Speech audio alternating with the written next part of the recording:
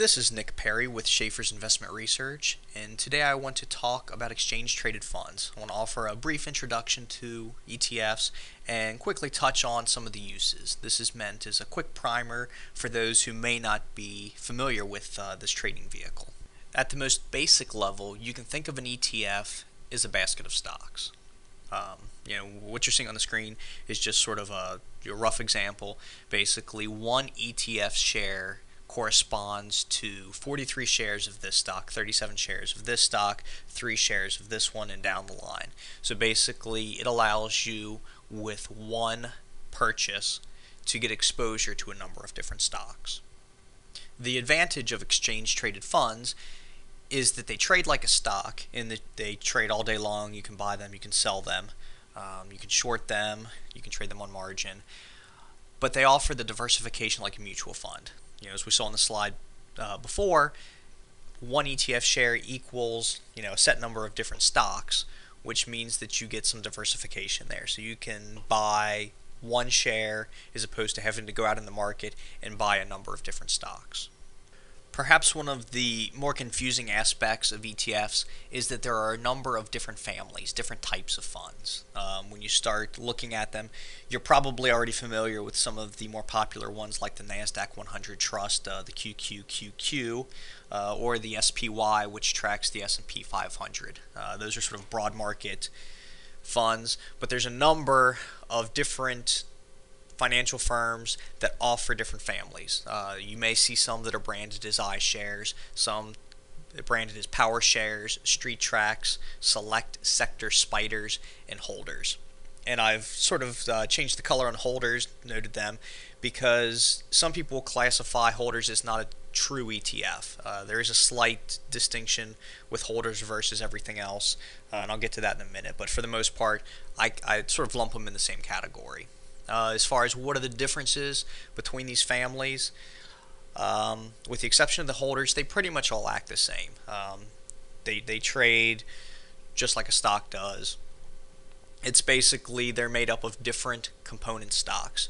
So, and there'll be overlap. So, for example, iShares, Power Shares, and Holders may all offer a biotech fund.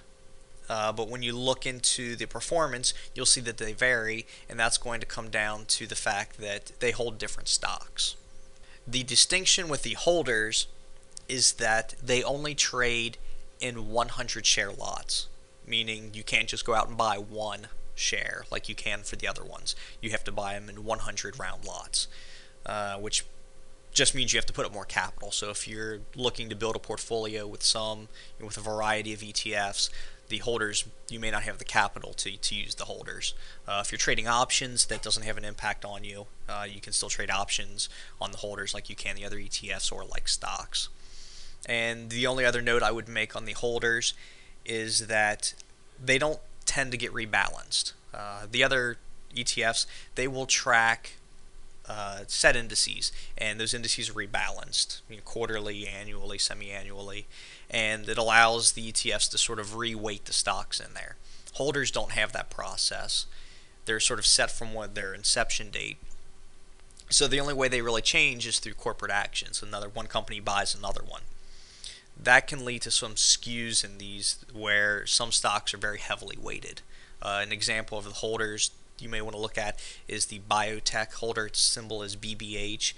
Genentech carries a very high weighting in this, and that can be sort of a potential liability if you're looking for diversification, given that Genentech's going to dominate the action of that ETF.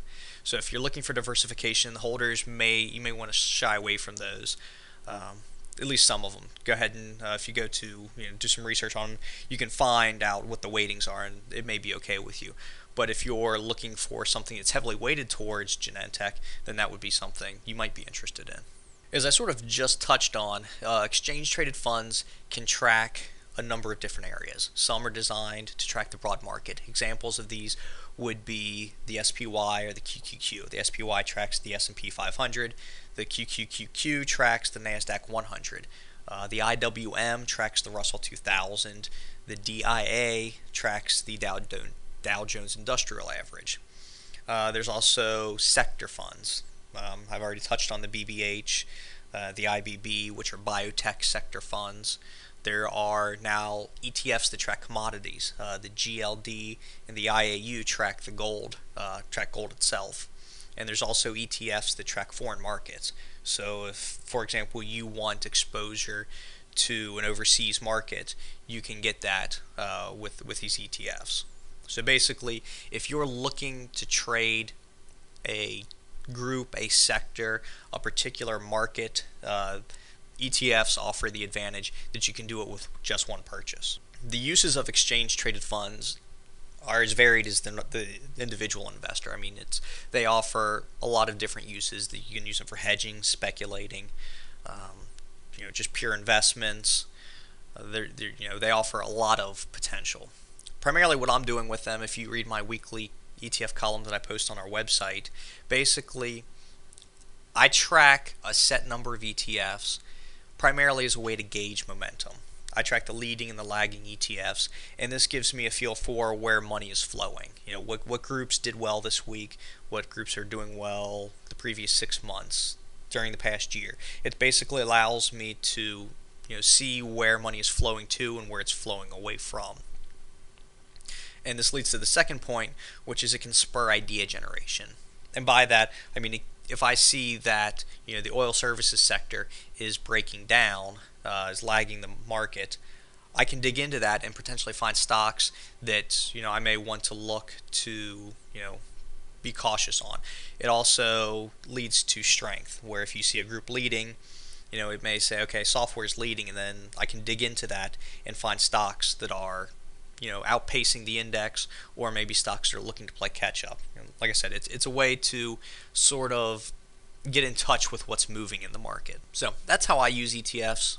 That's definitely not how everyone's going to use them. It's not how everyone should use them. ETFs are not going to be right for some people. There's been a lot of talk about how there's just been this proliferation of ETFs, and some people are saying there's too many, that people are going to get overwhelmed, that it's sort of muddying up the market, and that I can see the reasons for that. I tend to be of the camp that the more options you have, the better.